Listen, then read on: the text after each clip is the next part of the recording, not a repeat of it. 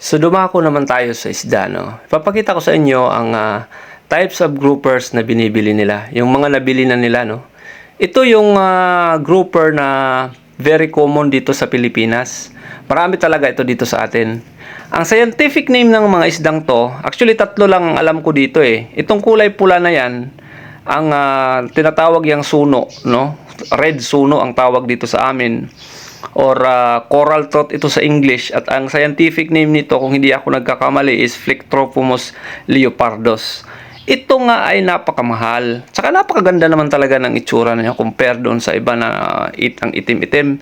So yung mga itim na yan yung brown marbled grouper. Ang scientific name nito is Ephinipilus fuscogotatus, yung brown marbled grouper. Yan yung klase ng grouper na inaalaga namin, oh. Kita nyo, kaparehas nung aming dinala, no?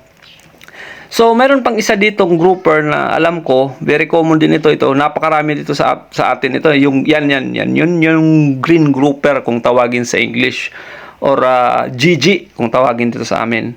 Ang scientific naman na name nito is Ephinipilus marginatus, no? Napakatakaw ng isdang ito, napakabilis nito lumaki, at saka hindi masilan ang ganyang klaseng grouper. Ngayon, meron ako ditong ipapakita sa inyo na isang uri din ng ordinary grouper na very rare din ito. Malaki ito, gano, mahigit ito 1 kilo or oversized na siya, no? Mahal talaga yan. Mas mahal ito compared dyan sa brown marbled grouper at saka doon sa green grouper.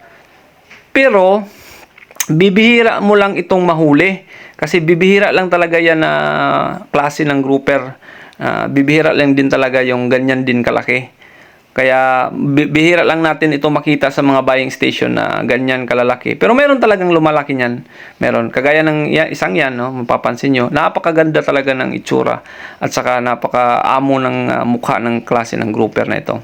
Guys, mamaya-maya ipapakita ko sa inyo yung mga type ng isda pa, or kung ano pa man na pwede nating makita kung dito sa station nila. Abang-abangan nyo lang, guys, ha. Thank you for watching. Thank you.